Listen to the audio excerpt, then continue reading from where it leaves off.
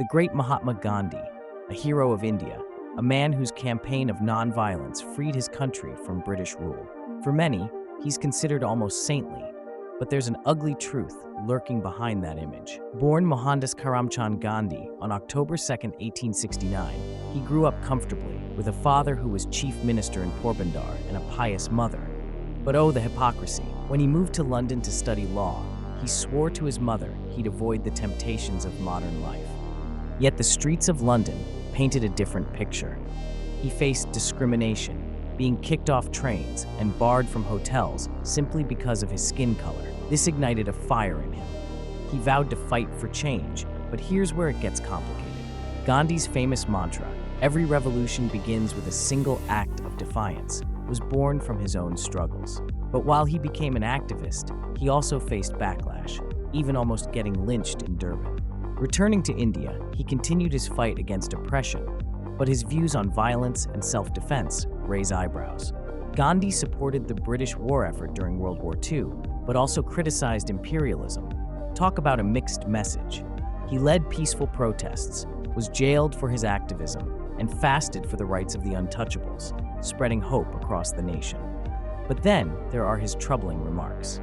Gandhi once said that Jews should have thrown themselves into the sea rather than succumb to Nazi oppression. He believed that the British should lay down their arms against Hitler and Mussolini, inviting their slaughter. Imagine that, urging people to surrender instead of fighting back. In hindsight, we know how disastrous that would have been. And what about his views on race? In 2019, people in Malawi and Ghana began to question Gandhi's legacy, even tearing down statues in protest. Why? Because of the racist remarks he made while in South Africa. He thought white people were more civilized than black South Africans, and even wrote that Indians were better than savages. He was deeply entrenched in the racial hierarchies of his time. When Gandhi was in South Africa, he petitioned the government to ensure Indians didn't share queues with black people.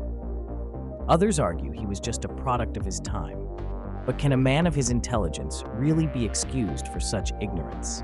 As if that's not enough, let's talk about his personal life. Gandhi, who preached celibacy, engaged in bizarre experiments with young women.